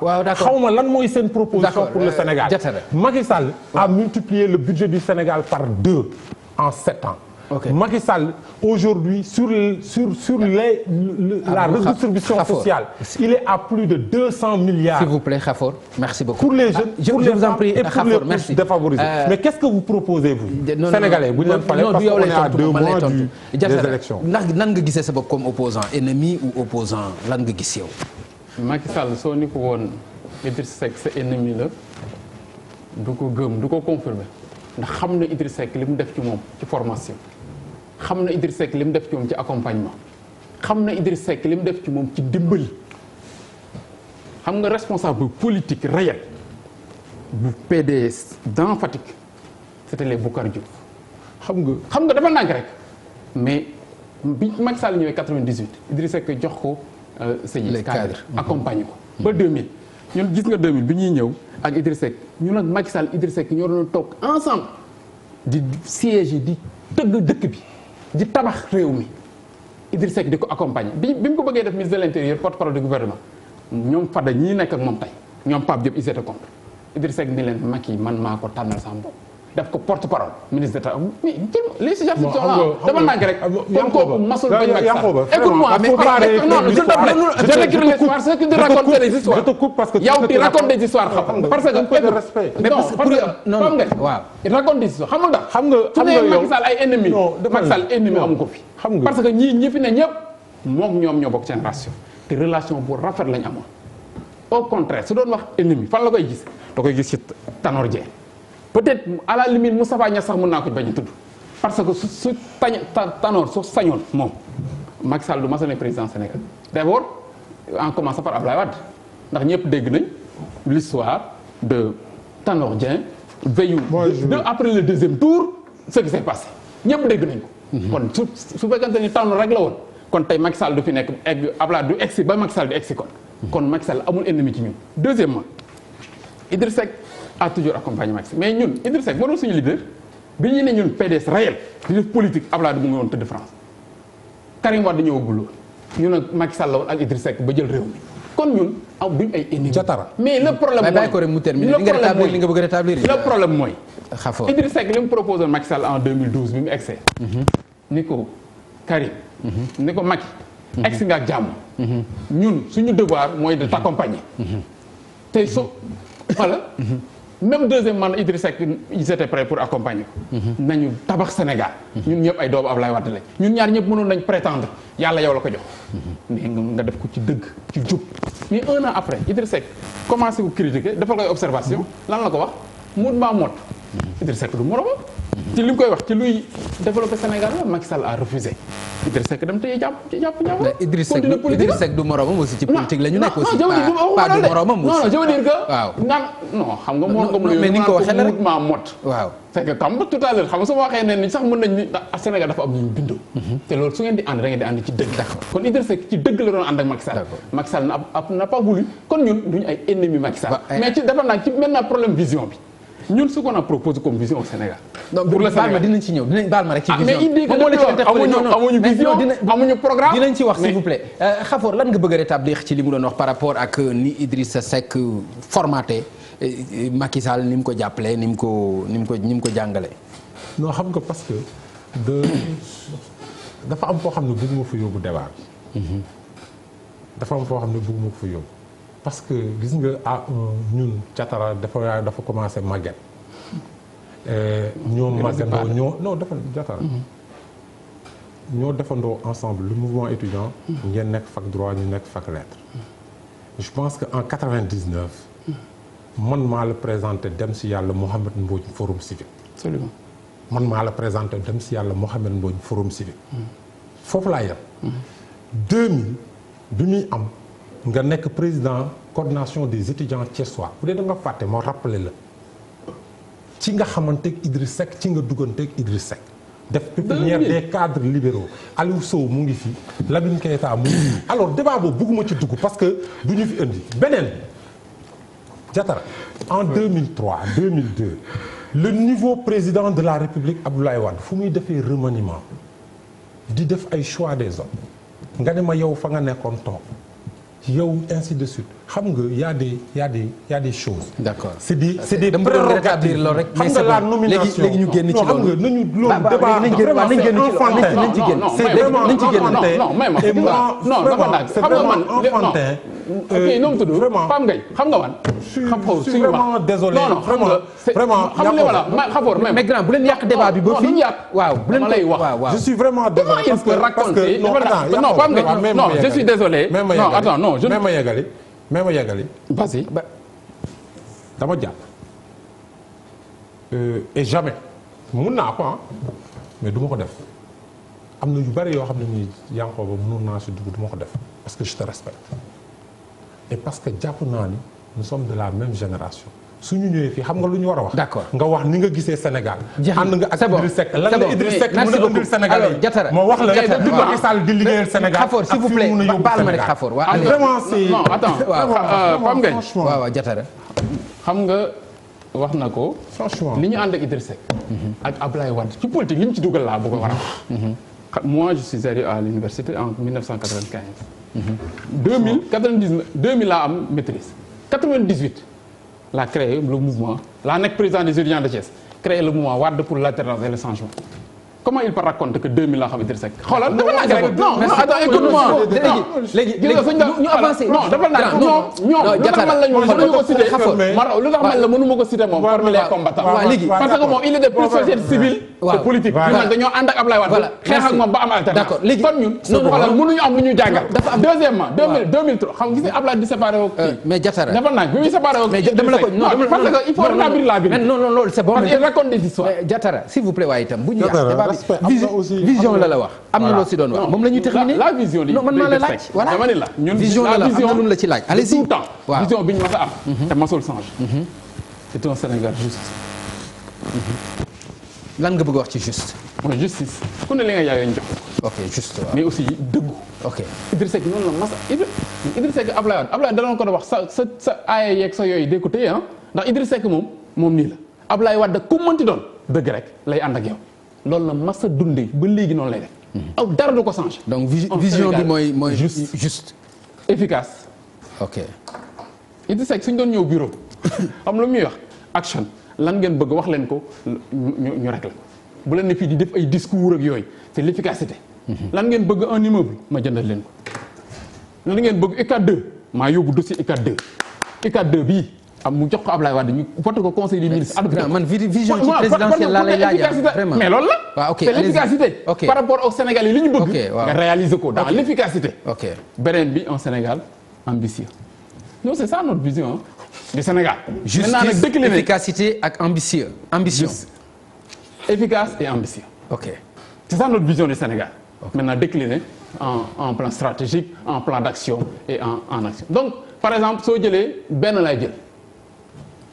xam nga Sénégal ñun dañu tàmm lépp ñu concentré ko Dakar. Sénégal yi ñuy seetaan aujourd'hui à Fongolim yi ñuy seetaan tey à Matam tu sais que à Matam les gens font 100 kilomètres 100 kilomètres la wax pour gis un médecin 100 kilomètres pour voir un médecin dem naa fa xam nga man bokkuma ak booy yi nga xam ni dañuy toog Dakar di politique moi je fais le terrain. am nañ fa 100 kilomètres la ñuy def Idrissa Seck dit s'il prend le pouvoir chaque collectivité locale on te donne par an 1 milliard tous les problèmes sociaux. chaque collectivité locale 1 milliard. non xam nga le budget d'investissement du Sénégal 1800 milliards la 552 communes moo am ci Sénégal c'est même pas le tiers nga jox leen ku ne 1 milliard par an lan la sa population soxla bien-être mais ñi nekk à Thilmakha. Mbakol mais soxla nañ bien-être. loolu moom dëgg la. soxla nañ hôpital soxla nañ lycée soxla nañ collège. soxla nañ eau potable. tout à fait soxla nañ électricité. pourquoi lépp ñu concentré ko Dakar. sur 35 kilomètres on fait 1200 milliards. non c'est un des programmes. ñu dem dans la santé dans l'éducation c'est la même chose. vision bu rafet a ngi nii. attendez vision bu ñu mën a teg loxo bu ñu mën a dégg la. yow ndax gise nga ko noonu. théorie. ah mais c'est normal mu nekk théorie c'est normal aussi mu nekk théorie mais c'est normal aussi mu nekk théorie. juste mais juste un homme juste justice. Diatara nee naa la am na débat boo xam ne bu mu ci dugg ak yow. dama lay laal tuuti rek. Idrissa Seck a pris le contrôle politique de Thiès sur la dépouille de ñaari nit. quel contrôle politique. ma ne Mbaye Diouf bi ñu jël Thiès dañ ko jël sànni ko ci kaso bi ku ko def. ndey ko jox xol une femme bu ñu koy jël di ko dugal ci kaso bi.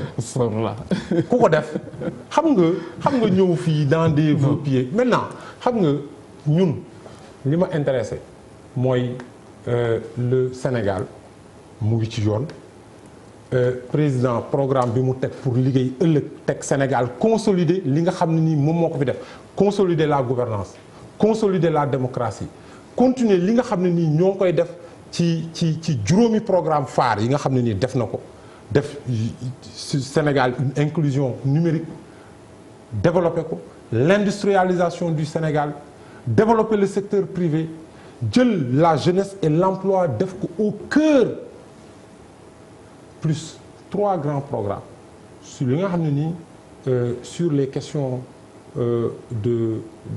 d'environnement programme zéro déchet des villes créatives am une équité territoriale bi nga xam ne nii les programmes les zones frontalières les zones périphériques le PUDC am accès universel kër gu nekk sénégalais bu nekk di taal lampe à l'horizon 2024 kër gu nekk di taal lampe à l'horizon 2024 Sénégal ñu ñëw arrivé à un revenu minimum universel ba nga xam ne nii bourse de sécurité familiale danañ fexe mu couvrir au moins. ba mu jeex boog ba mu jóge fi boog non waaw. ba mu jóge fi boog parce que xam nga. xanaa du fi dëkk aussi solidarité. ah non xanaa du fi dëkk aussi ah du fi dëkk. voilà donc mais Papa Ngagne. waaw nous sommes encore une économie et un pays. où il y a des difficultés. ok nit ñi ndóol néew doole chaque mois état bi am lu mu teg. waaw mais muy wàññeeku aussi bañ di yokk aussi xafoor gratuité des soins bañ di yokk mu wàññeeku aussi. oui mu wàññeeku parce que bañ a yokk mais si on va vers parce que muy yokk aussi day wane ni li ngeen di def aussi dara baaxu ci. dama ne. waaw waratuñu nekk sax ci politique de réduction de la pauvreté mais politique d'éradication de la pauvreté. très bien d'éradication de la pauvreté. très bien xafoor. de programme de formation. merci insertion. d'accord multiplier ko. mais voilà. je pense que mu nekk c'est le cap qu'on offre aux Sénégalais. Et je pense voilà, que merci beaucoup. toutes les énergies positives. benn question laay terminer malheureusement temps bi dab nañu. Diatara ba tey ci institution yu forte yu am doole yooyu souligné naa léegi le cas de Khalifa Sall mënu ma wax le cas de Karim Wade problème mu carte d'identité problème mu inscription sur les listes ndax loolu itam lu amul manipulation la pour yow ci intérieur ak ci justice. non d'abord dama bëggoon préciser. mais boo préciser dañ fiy fanaan nag quoi il est en train de renier la politique de Abdoulaye Wade. ndax xam nga gis nga terme yi muy utiliser mooy yi mu doon utiliser quand il était au PDS pour récemment ñun amuñu ay slogan creux. ce qu'on a décliné là c'est une vision claire. avec un plan d'action. ok c'est bon quand il dit que Mbaye Diouf ay ndey mais c'était rapport d'audit qui les avait épinglés la justice a fait son travail. nous on n'est pas oui. non on n'est pas comme Macky Sall on n'est pas comme Sall on n'est pas comme Macky Sall. c'est que faut pas dire que Idriss Seck a pris Thiès. kon Khalifa Sall du rapport IG. Idriss Seck c'est les anciens du PDS ñoo dem seeti Ablaye Wade moom ci lañ ko jox Thiès. kon bokkul Khalifa du rapport IG. non man je t'ai dit par rapport ak li Macky Sall wax ci rapport yi ak ni muy manipuler justice bi laa wax. maintenant par rapport ak institution yi sur les élections. le cas de Karim Wade s'il vous plaît. non le cas de Karim Wade c'est clair. nous on a mais xam nga ñun wax nañ sax plus ou moins à Macky Sall. Karim Wade nous on n'est pas contre que justice def son job j'ai vu que ñëpp nañ leen tolloole mais c'est une liste de 27 personnes qui avait été établie au début gis ngeen ko kan lañ ci jàpp kenn Karim Wade. uniquement parce que après li ci gën a doy waar Karim Wade ñu signal ko protocole d'accord génn ko prison defal ko prison guddi génn ko dëkk bi mais ok gracier nga nit ki bàyyi ko. mu doxal mu am liberté nga defal ko carte d'identité. au Koweït def ci ginnaaw ne doit pas mais attends comment on peut un adulte koo xam ni il est responsable nga koy defal carte d'identité di ko priver son droit de vote qui est un droit constitutionnel mais kooku fan nga ko Macky Sall la teg loolu lépp est-ce que du manipulation. beneen bi présentement c'est la carte électorale qui est en train d'être manipulée. ok fépp zone boo xam ni. Macky Sall am na fa difficulté soit yenn carte yi écrasé nañ leen yenn bureau de vote yi def nañ yu bees transférer ay nit sans ñu xam ko écraser ay carte defal leen yu bees wutal leen adresse yu bees sans que nit ñi xam ko présentement le cas de Touba est le plus patent. defe naa ni ñëpp gis nañ ko te xam nga Touba li ci doy waar Touba a 340 000 électeurs gis nga élection yi passé 50 000 électeurs la am 50 000 ndax gis nga ni ñu yàq affaire sabotage la. donc zone yooyu la ñuy def manipulation yi. c'est par exemple lié à ces aspects là. Xafoor te même Thiès l'affaire Karim gis na ci manipulation carte électorale bi jàpp nañu mooy manipulation bi gën a mag Xafoor l'affaire Karim gis na ci manipulation wax na ko. dinaa ñëw si boobu mais absence de discours structuré de l'opposition loo leen wax ñu dellu ci problème politicien yi ñun li ñuy proposer Sénégalais yi mooy le programme jeunesse emploi 2035 nga xam ne ni l'effort qui est en train d'être fait de 150 milliards d'investissement. lan nga wax ci l'affaire Karim bu fekkee am na manipulation pour yow. Sénégal fi mu tontu ma nga baal ma problème mu temps la am fi mu nekk nii. waaw mais maa ngi bëgg naa si am sa xalaat quoi ci loolu waaw mooy. ñu wax li nga xam ne nii mooy njëriñu ëllëg askan wi. encore une fois je te le dis et je te le répète moi j'assume man dama nekk nit koo xam ne nii il s'assume. J'assume le rôle que j'ai joué dans le régime de Wade et je continuerai à l'assumer. Donc et pour moi le Sénégal est dans une linéarité et Macky Sall aujourd'hui est le meilleur continuateur et il le continue bien. Très bien. Maintenant sur la question de Karim. Je pense que man bëggatuma dugg ci affaire problème interne PDS. Pourquoi? Non amu ci dara interne aussi en tant que citoyen la ñuy wax aussi. mais li ma ci doon wax dama ko wax à l'intérieur. OK bàyyi.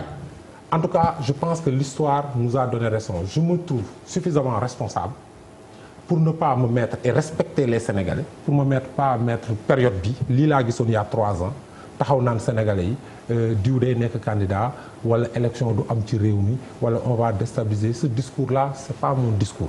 keneen ku mu neex nga jël ko mais ce qui est constant. mooy man li may def je me veux un républicain. dans le respect des lois et règlements de ce pays. et je dis les lois et règlements de ce pays lan la wax. sur le code électoral.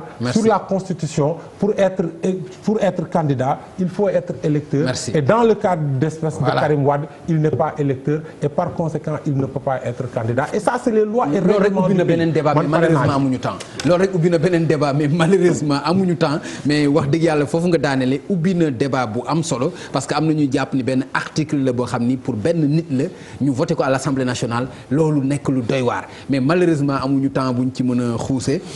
Diatara Yankoba maa ngi lay gërëm di la sant lan ngay tàggoo s'il vous plaît. waaw di tàggoo xanaa di la sant di la gërëm di sant Sénégalais yi di leen wax ñu garder espoir. L'espoir Sénégal yàlla daf ko suturaal mu nekk réew moo xam ni damay wax souvent que Sénégal moo gën a dund ci réewu àdduna bi ndax kuy voyage dem bitim réew di ñëw di nga xam li fi Sénégal li fi yàlla def quand même bëriwul ci yeneen pays. donc beneen bi aussi mooy Sénégal yàlla suturaal na ko tey gis nañ ay ressources naturelles yoo xam ni ëllëgu Sénégal yi dina changer incha allah. mais cela suppose pour ñu bañ ko tayle tubaab yi ñu am un leader fort un leadership fort qui connaît les intérêts du Sénégal qui peut les défendre qui peut les maîtriser mais également qui koy utiliser de manière efficiente pour intérêt sénégalais yi. kon su ñuy wax emploi jeunes yi du mas a ñoŋ. du mas a ak jigéen ñi ak Sénégal yi d'une manière générale. tant que amuñu un président qui défend les intérêts des Sénégalais qui défend le secteur privé qui promeut l'emploi ndax mënoo créer emploi tant que amoo ay entreprises yu def bénéfice di def business di créer emploi yu bees di créer entreprise yu bees di def de la redistribution avec les Sénégalais. mais tant que c'est les entreprises étrangères ñooy gagner marché yi di yóbbu seen i dividendes à l'étranger di ko fa séddoo Sénégalais yi duñ gis ay slogan la ay discours lay doon mais si jeunes yi dinañ continuer encore di nekk dans le chômage étudiants yi duñu am école yi ñu leen fayal seen bourse duñ ko ñu tëj restaurant yi ñu dem di yalwa et tout ça et ça c'est quand même situation bu kenn xamul. Khafor di am mbégte teew fii di wax sénégalais yi ñu ngi jëm dans 2 mois ci élection bu am solo muy déterminer l'avenir de notre nation ci at yi ñu jëm ñu am contrairement ak li Yankhoba yaakaar ni mooy njiit un leader de son temps mu jiite Sénégal mu xam ni aujourd'hui gouverner c'est gouverner sur la base de consensus et de large consensus et loolu comprendre enjeu yooyu moo tax tey président Macky Sall am coalition bu large autour de lui nekkul koo xam ne nii da ngay yaakaar ne tey à l'ère Messi wala koo xam ne nii yow yaay buum di buumi réew dañ koy pencoo dañ koy waxtaanee construire consensus bu large leader bu mel noonu lañ am loolu moo tax tey képp ku représenté tey Sénégal ñëw nga ànd ak moom tey Idriss Seck élection yi ñu passé ñemewul sax dem moom kese assumer liste Baldé moo jël 3e 4e à l'élection li muy représente c'est pesé Idriss Seck ne représente plus ça dans ce pays-là et Baldé aujourd'hui a rejoint le président Macky Sall Modou Diagne Fada idem je pense que loolu le Sénégal soxla un leader consensuel qui associe tout le monde maintenant je pense que yenn exemple yi bon bëgguma sax dugg ba ci yenn yi mais je le répète comment vous avez conquis Thiès c'est en mettant Mbaye Diouf et Ndeye Khoudia Khol en prison et je pense que le protocole de Rebeuss est encore là et je pense que vraiment xam nga aussi Khafor non mais je pense que itam ñi ngi waaw d'accord mais xam nga waaw d'accord wax nga ko ba ñu tontu si ba pare léegi bon xam nga Yankhoba d'accord non attends écoute je pense que c'est important fi ñu jëm c'est important non Yankhoba xam nga nag aussi waaw d'accord mais nag aussi def nañ émission fii yaa ngi ko bëgg yaa ngi attends je vous en prie Diatara non mais baal leen ma c'est bon alors mbokk yi vraiment mu nekkoon seen émission Faram Facce ñuy gërëm invité yi bu baax su ngeen gisee nag mu tàng xam naa ci ay ndaw bu ñu bokkee génération nekk ci langue politique te kenn ku ci nekk aussi ci wàll bi nga féete nga ci def ci lu am solo parce que Yankhoba Diatara taxawaayam ci wetu Idrissa Seck ràññee nañu ko ci wàllu politique mu nekk lu am solo wax fa dëgg yàlla noonu itam la ñu xamee ki nga xam ni mooy Abdou Khafor Touré mu nekk cadre bu émérite ku ne gis itam responsabilité yi nga xam ni am na ko ci jamono Abdoulaye Wade am na ko itam ci jamono Macky Sall loolu xam-xam moo koy maye wax dëgg yàlla ñu ngi rafetlu bu baax yéen ñëpp seen taxawaay li fi am mënul ñàkk xëy na deret bi mooy tàng rek ay ndaw ngeen mais xamante ngeen yéen ñëpp ci seen biir man nag maa ngi leen di remercier à sa juste valeur ci wisi bi ngeen ñu wisi émission bi dëgg la yéex na commencé mais ngeen xaar ko ak philosophie waxtaan aussi ci waxtaan bu am solo ma leen di jaajëfal kon mbokk yi mu nekkoon Faram Facce ak télévision Futur Média ñu leen di jox rendez-vous incha allah àll boobu la di ñëw bu ci àllande jërë ngeen jëf. samay doom ñaari doom yi nga xam ne liggéey